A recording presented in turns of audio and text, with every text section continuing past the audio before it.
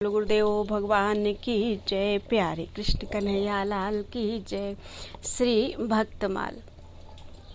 भक्तमाल में चरित्र चल रहा है प्रभु प्राप्ति के मार्ग का अनुसरण करने वाले भक्तों का।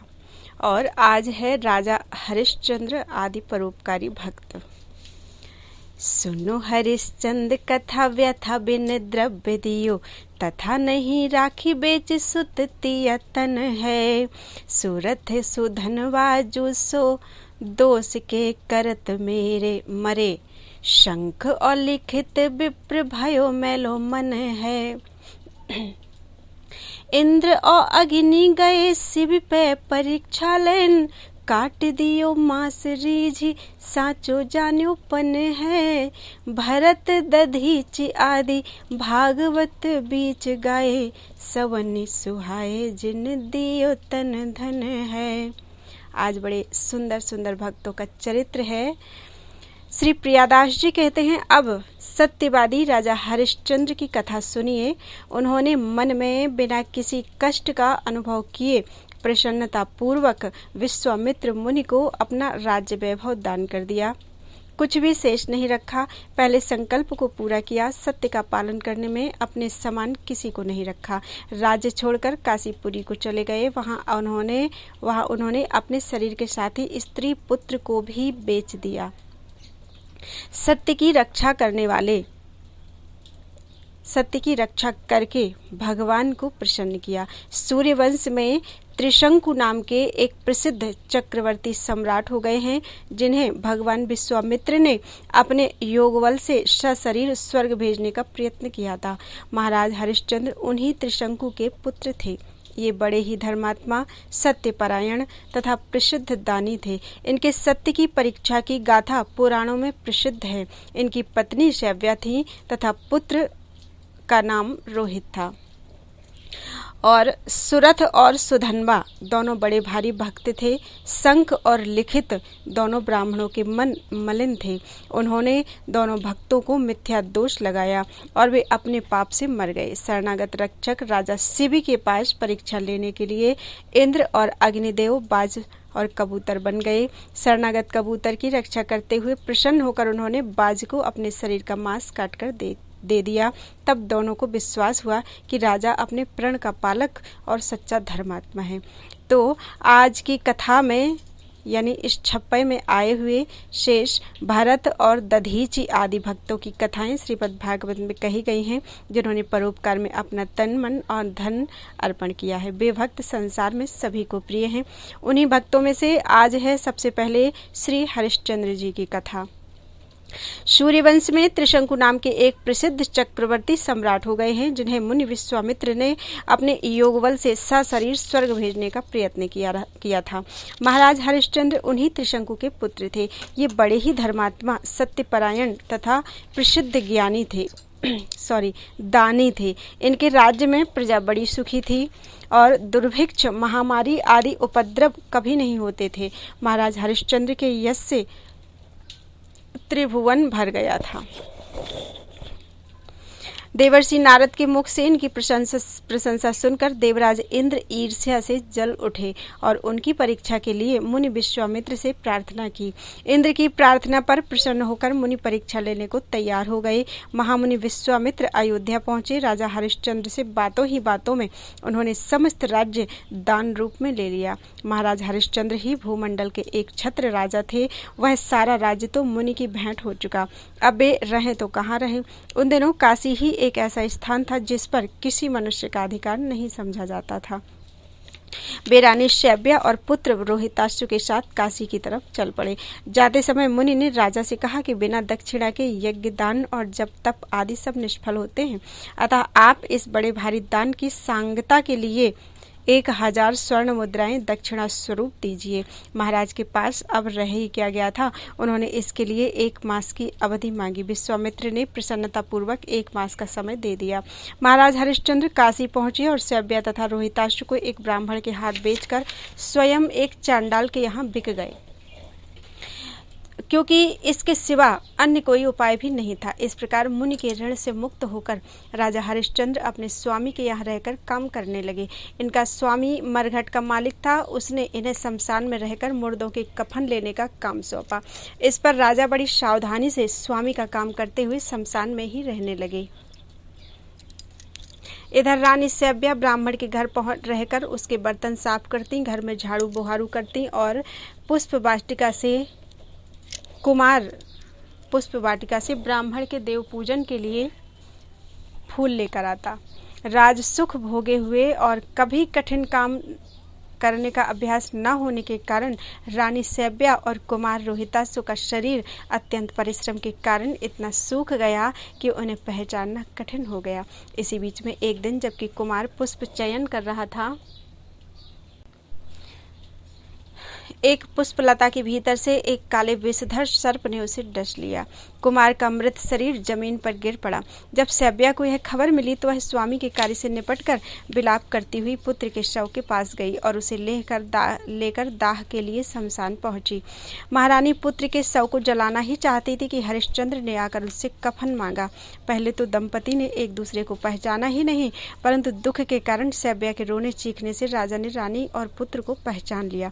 यहाँ पर हरिश्चंद्र की तीसरी बार कठिन परीक्षा हुई। सैब्या के पास रोहितासु के कफन के लिए कोई कपड़ा नहीं था, परंतु राजा ने रानी के गिड़गिड़ाने की कोई परवाह नहीं की।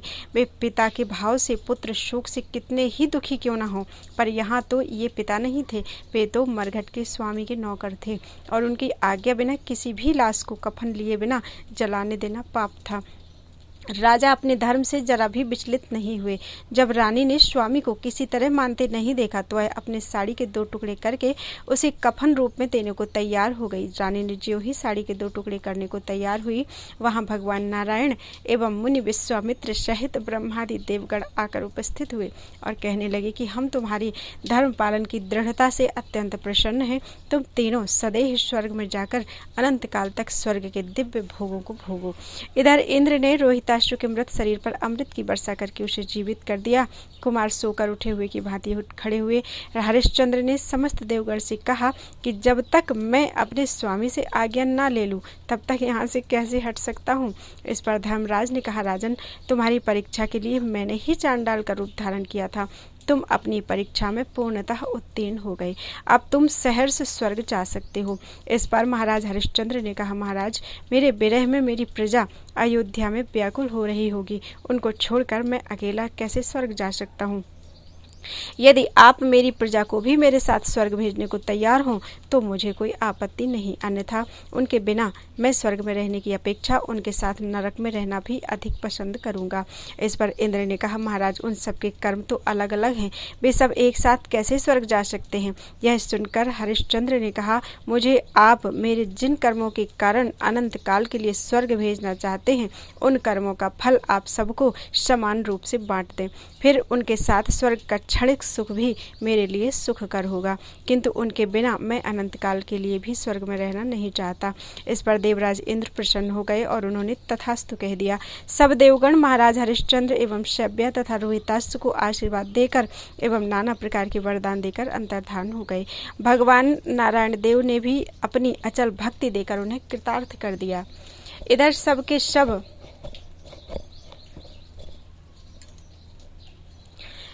अयोध्यावासी अपने स्त्री पुत्र एवं भृत्यों सहित सदैव स्वर्ग चले गए।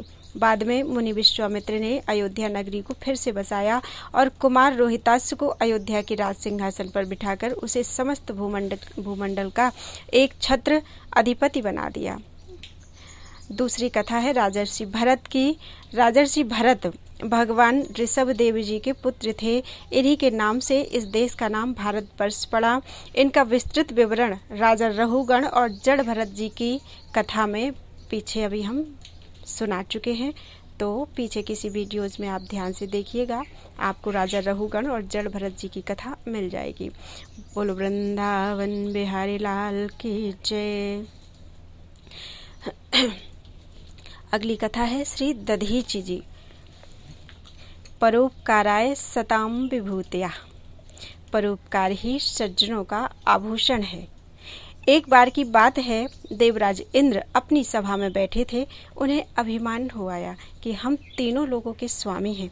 ब्राह्मण हमें यज्ञ में आहुति देते हैं, देवता हमारी उपासना करते हैं, फिर हम सामान्य ब्राह्मण बृहस्पति जी से इतना क्यों डरते हैं? उनके आने पर खड़े क्यों हो जाते हैं? वे तो हमारी जीविका से पलते हैं। ऐसा सोचकर वे सिंहासन पर डटकर बैठ गए। भगवान बृहस्पति के आने पर ना तो वे स्वयं उठे, ना सभासदों को उठने दिया। देवगुरु बृहस्पति जी इंद्र का यह औद्धत्य देखकर लौट गए और कहीं एकांत में जाकर छिप गए। थोड़ी देर के पश्चात देवराज का मद उतर गया। उन्हें अपनी गलती मालूम हुई। वे अपने कृत्य पर बड़ा पश्चाताप करने लगे। दौड़े दौड़े गुरु के यहाँ गए, किंतु गुरु जी तो पहले ही चले गए थे। निराश होकर इंद्र लौट आए। गुरु के बिना यज्ञ कौन कराए? यज्ञ के बिना देवता शक्तिहीन होंगे। असुरों को यह बात मालूम हो गई। उन्होंने अपने गुरु शुक्राचार्य की सम्मति से देवताओं पर चढ़ाई कर दी। इंद्र को स्वर्ग छोड़कर भागना पड़ा। स्वर्ग पर असुरों का अधिकार हो गया। पराजित देवताओं को लेकर इंद्र भगवान ब्रह्मा जी के पास गए, अपना सब हाल सुनाया। ब्रह्मा जी ने कहा, त्वष्टा के पुत्र विश्वरूप को अपना पुरोहित बनाकर काम चलाओ। देवताओं ने ऐसा ही किया। विश्वरूप बड़े विद्वान, वेदज्ञ और सदाचारी थे, किंतु इनकी माता असुर कुल की थी। इससे ये देवताओं से छिपाकर असुरों को भी कभी कभी भाग दे देते थे। इससे असुरों के बल की वृद्धि होने लगी। इंद्र को इस बात का पता चला। उन्हें दूसरा कोई उपाय ही नहीं सूझा। एक दिन विश्वरूप एकांत में बैठे वेदाध्ययन कर रहे थे कि इंद्र ने पीछे से जाकर उनका सिर काट लिया। इस पर उन्हें ब्रह्म हत्या लगी। जिस किसी प्रकार गुरु बृहस्पति जी प्रसन्न हुए, उन्होंने यज्ञ आदि करा के ब्रह्म हत्या को पृथ्वी, जल, वृक्ष और स्त्रियों में बांट दिया। इंद्र का फिर से स्वर्ग पर अधिकार हो गया। इधर त्वष्टा ऋषि ने जब सुना कि इंद्र ने मेरे पुत्र को मार दिया है, तो उन्हें बड़ा दुख हुआ। अपने तप के प्रभाव से उन्होंने उसी समय इंद्र को मारने की इच्छा से एक बड़े भारी बलशाली दैत्य वृत्तासुर को उत्पन्न किया। वृत्तासुर के पराक्रम से संपूर्ण त्रैलोक्य भयभीत था। उसके ऐसे पराक्रम को देखकर देवराज भी डर गए। वे दौड़े दौड़े ब्रह्मा जी के पास गए। सब हाल सुनाकर उन्होंने ब्रह्मा जी से वृत्तासुर के कोप से बचने का कोई उपाय पूछा। ब्रह्मा जी ने कहा, देवराज, तुम किसी प्रकार वृत्तासुर से बच नहीं सकते। वह बड़ा बली, तपस्वी और भगवत भक्त है। उसे मारने का एक ही उपाय है कि नैमिषारण्य में एक महर्षि दधीचि तपस्या कर रहे हैं। उग्र तप के प्रभाव से उनकी हड्डियां वज्र से भी अधिक मजबूत हो गई हैं। यदि परोपकार की इच्छा से वे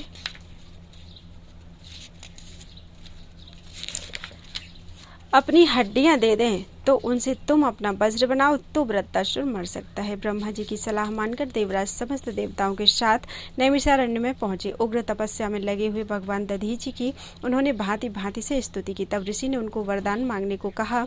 इंद्र ने हाथ जोड़कर कहा, त्रैलोक्य की मंगल कामना के निमित्त आप अपनी हड्डियां हमें दे दीजिए। महर्षि दधीच ने कहा, देवराज, समस्त देहधारियों को अपना शरीर प्यारा होता है। स्वेच्छा से इस शरीर को जीवित अवस्था में छोड़ना बड़ा कठिन होता है, किंतु त्रैलोक्य की मंगल कामना के निमित्त मैं इस काम को भी करूंगा। मेरी इच्छा तीर्थ करने की थी। इंद्र ने कहा, ब्राह्मण, समस्त तीर्थों को मैं यहीं बुलाए देता हूँ। कहकर देवराज ने समस्त तीर्थों को नैमिषारण्य में बुलाया। सभी ने ऋषि की स्तुति की। ऋषि ने सब में स्नान, आचमन आदि किया और वे समाधि में बैठ गए।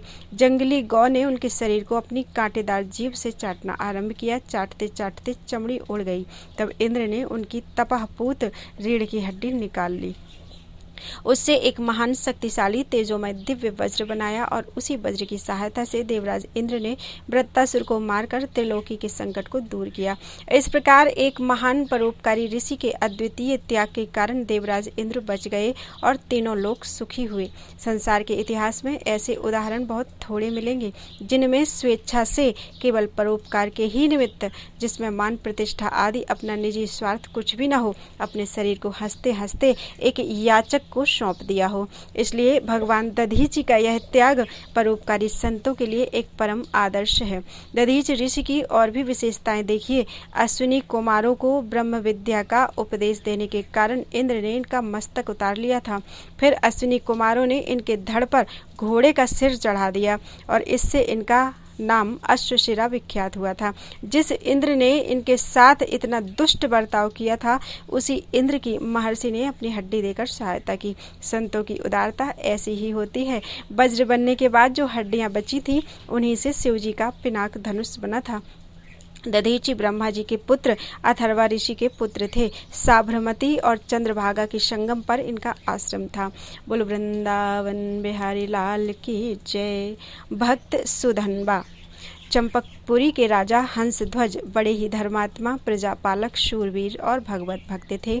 उनके राज्य की यह विशेषता थी कि राजकुल तथा प्रजा के सभी पुरुष एक पत्नी व्रत का पालन करते थे।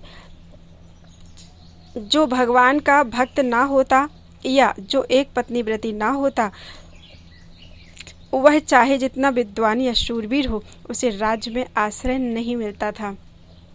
पूरी प्रजा सदाचारी, भगवान की भक्त, दान परायण थी। पांडवों का अश्वमेध यज्ञ का घोड़ा जब चंपकपुरी के पास पहुंचा तब महाराज हंसध्वज ने सोचा, मैं वृद्ध हो गया हूँ,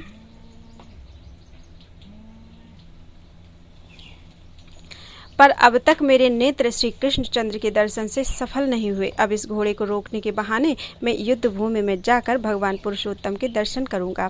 मेरा जन्म उन श्याम सुंदर भुवन मोहन के श्री चरणों के दर्शन से सफल हो जाएगा। घोड़े की रक्षा के लिए गांडीवधारी अर्जुन, प्रद्युम्न आदि महारथियों के साथ उसके पीछे चल रहे थे। यह सबको पता था, किंतु राजा को पार्थ सारथी श्री कृष्णचंद्र के दर्शन करने थे। अश्व पकड़कर बांध लिया गया। राजगुरु शंख तथा लिखित की आज्ञा से घोषणा कर दी गई कि अमुक समय तक सब योद्धा रण क्षेत्र में उपस्थित हो जाएं। जो ठीक समय पर नहीं पहुंचेगा उसे उबलते हुए तेल के कड़ाहे में डाल दिया जाएगा। राजा हंसध्वज के 5 पुत्र थे, सुबल, सुरथ, शम, सुदर्शन तथा सुधन्वा। छोटे राजकुमार सुधन्वा अपनी माता के पास आज्ञा लेने पहुंचे। वीर माता ने पुत्र को हृदय से लगाया और आदेश दिया, बेटा तू युद्ध में जा और विजयी होकर लौट, परंतु मेरे पास 4 पैर वाले पशु को मत ले आना। मैं तो मुक्तिदाता हरि को पाना चाहती हूँ। तू वही कर्म कर जिससे श्री कृष्ण प्रसन्न हो। वे भक्त वत्सल हैं। यदि तू अर्जुन को युद्ध में छका सके तो वे पार्थ की रक्षा के लिए अवश्य आएंगे। वे अपने भक्त को कभी नहीं छोड़ सकते। देख, तू मेरे दूध को लज्जित मत करना। श्री कृष्ण को देखकर डरना मत। श्री कृष्ण के सामने युद्ध में मरने वाला मरता नहीं, वह तो अपनी 21 पीढ़ियां तार देता है। युद्ध में लड़ते हुए पुरुषोत्तम के सम्मुख तू यदि वीरगति को प्राप्त करेगा तो मुझे सच्ची प्रसन्नता होगी। धन्य है माता। सुधन्वा ने माता की आज्ञा स्वीकार की। बहन कुबला से आज्ञा तथा प्रोत्साहन पाकर वे अपने अंतःपुर में गए। द्वार पर उनकी सती पत्नी प्रभावती पहले से पूजा का थाल सजाए पति की आरती उतारने को खड़ी थी। उसने पति की पूजा करके प्रार्थना की, नाथ आप अर्जुन से संग्राम करने जा रहे हैं। मैं चाहती हूँ कि आपके चले जाने पर एक अंजलि देने वाला पुत्र रहे। सुधन्वा ने पत्नी को समझाना चाहा, पर वह पतिव्रता थी। उसने कहा, मेरे स्वामी, मैं जानती हूँ कि श्री कृष्णचंद्र के समीप जाकर कोई इस संसार में लौटता नहीं। मैं तो आपकी दासी हूँ। आपकी इच्छा और आपके हित में ही मेरा हित है। मैं आपके इस मंगल प्रस्थान में बाधा नहीं देना चाहती। इस दासी की तो एक तुच्छ प्रार्थना है, आपको वह प्रार्थना पूर्ण करनी चाहिए। अनेक प्रकार से सुधन्वा ने समझाना चाहा, किंतु अंत में प्रभावती की विजय हुई। सती नारी की धर्म सम्मत प्रार्थना वे अस्वीकार नहीं कर सके। वहां से फिर स्नान प्राणायाम करके वे युद्ध के लिए रथ पर बैठे। उधर युद्ध भूमि में महाराज हंसध्वज अपने 4 राजकुमारों के साथ पहुंच गए। सभी शूर एकत्र हो गए, किंतु समय हो जाने पर भी जब सुधन्वा नहीं पहुंचे तब राजा ने उन्हें पकड़ लाने के लिए कुछ सैनिक भेजे। सैनिकों को सुधन्वा मार्ग में ही मिल गए। पिता के पास पहुंचकर जब उन्होंने विलंब का कारण बताया तब क्रोध में भरकर महाराज कहने लगे, तू बड़ा मूर्ख है। यदि पुत्र होने से ही सदगति होती हो तो सभी कुकर सूकर स्वर्ग ही जाएं। तेरे धर्म तथा विचार को धिक्कार है। श्री कृष्णचंद्र का नाम सुनकर भी तेरा मन काम के वश हो गया। ऐसा काम ही भगवान से विमुख कुपुत्र का तो तेल में उबलकर ही मरना ठीक है। राजा ने व्यवस्था के लिए पुरोहितों के पास दूत भेजा। धर्म के मर्मज्ञ स्मृतियों के रचयिता ऋषि शंख और लिखित बड़े क्रोधी थे। उन्होंने दूत से कहा, राजा का मन पुत्र के मोह से धर्म भ्रष्ट हो गया है। जब सबके लिए एक ही आज्ञा थी तब व्यवस्था पूछने की क्यों आवश्यकता हुई। जो मंदबुद्धि, लोभ, मोह या भय से अपने वचनों का पालन नहीं करता उसे नरक के दारुण दुख मिलते हैं। हंसध्वज पुत्र के कारण अपने वचनों को आज झूठा करना चाहता है। ऐसे अधर्मी राजा के राज्य में हम रहना नहीं चाहते। इतना कहकर वे दोनों ऋषि चल पड़े। दूत से समाचार पाकर राजा ने मंत्री को आदेश दिया, सुधन्वा को उबलते तेल के कड़ाहे में डाल दो। इतना आदेश देकर वे दोनों पुरोहितों को मनाने चले गए। मंत्री को बड़ा दुख हुआ, किंतु सुधन्वा ने उन्हें कर्तव्य पालन के लिए दृढ़तापूर्वक समझाया। पिता की आज्ञा का सत्पुत्र को पालन करना ही चाहिए, यह उसने निश्चय किया। उसने तुलसी की माला गले में डाली और हाथ जोड़कर भगवान से प्रार्थना की, प्रभु गोविंद मुकुंद, मुझे मरने का कोई भय नहीं है। मैं तो आपके चरणों में देह त्याग करने ही आया था, परंतु मैं आपका प्रत्यक्ष दर्शन नहीं कर सका, यही मुझे दुख है। मैंने आपका तिरस्कार करके बीच में काम की सेवा की। क्या इसीलिए आप मेरी रक्षा को अपने अभय हाथ नहीं बढ़ाते? पर मेरे स्वामी, जो लोग कष्ट में पड़कर भय से व्याकुल होकर आपकी शरण लेते हैं, उन्हें क्या सुख की प्राप्ति नहीं होती? मैं आपका ध्यान करते हुए शरीर छोड़ रहा हूँ, अतः आपको अवश्य प्राप्त होऊंगा। किंतु लोग कहेंगे कि सुधन्वा वीर होकर भी कड़ाहे में जलकर मरा। मैं तो आपके भक्त अर्जुन के बाणों को अपना शरीर भेंट करना चाहता था। आपने अनेक भक्तों की टेक रखी है, अनेकों की इच्छा पूर्ण की है, मेरी भी इच्छा पूर्ण कीजिए। अपने इस चरणाश्रित की टेक भी रखिए। इस अग्निदाह से बचकर इस शरीर को अपने चरणों में गिरने दीजिए। इस प्रकार प्रार्थना करिए। हरे गोविंद श्री कृष्ण आदि भगवान नामों को पुकारते हुए सुधन्वा कड़ाहे के खौलते तेल में कूद पड़े। एक दिन प्रहलाद के लिए अग्निदेव शीतल हो गए थे। एक दिन ब्रज बालकों के लिए मयूर मुकुटी ने दावाग्नि को पी लिया था। आज सुधन्वा के लिए खौलता तेल शीतल हो गया। सुधन्वा को तो शरीर का भान ही नहीं था। वे तो अपने श्री कृष्ण को पुकारने, उनका नाम लेने में तल्लीन हो गए थे, किंतु देखने वाले आश्चर्यमूढ़ हो रहे थे। खौलते तेल में सुधन्वा जैसे तैर रहे हों, उनका एक रोम तक झुलस नहीं रहा था। यह बात सुनकर राजा हंस ध्वज भी दोनों पुरोहितों के साथ वहां आए। श्रद्धा रहित तार्किक पुरोहित शंख को संदेह हुआ, अवश्य इसमें कोई चालाकी है। भला तेल गर्म होता तो उसमें सुधन्वा बचा कैसे रहता? कोई मंत्र या औषधि का प्रयोग तो नहीं किया गया। तेल की परीक्षा के लिए उन्होंने एक नारियल कड़ाही में डाला। उबलते तेल में पड़ते ही नारियल फूट गया, उसके 2 टुकड़े हो गए और उछलकर वे बड़े जोर से शंख तथा लिखित के सिर में लगे। अब उनको भगवान के महत्व का ज्ञान हुआ। सेवकों से उन्होंने पूछा कि सुधन्वा ने कोई औषधि शरीर में लगाई क्या, अथवा उसने किसी मंत्र का जप किया था? सेवकों ने बताया कि राजकुमार ने ऐसा कुछ नहीं किया, वे प्रारंभ से भगवान का नाम ले रहे थे। अब शंख को अपने अपराध का पता लगा। उन्होंने कहा, मुझे धिक्कार है, मैंने भगवान के एक सच्चे भक्त पर संदेह किया। प्रायश्चित करके प्राण त्यागने का निश्चय कर शंख मुनि उसी उबलते तेल के कड़ाहे में कूद पड़े, किंतु सुधन्वा के प्रभाव से उसके लिए भी तेल शीतल हो गया। मुनि ने सुधन्वा को हृदय से लगा लिया। उन्होंने कहा, कुमार तुम धन्य हो, मैं तो ब्राह्मण होकर शास्त्र पढ़कर भी असाधु हूँ, मूर्ख हूँ मैं। बुद्धिमान और विद्वान तो वही है जो भगवान श्री कृष्ण का स्मरण करता है।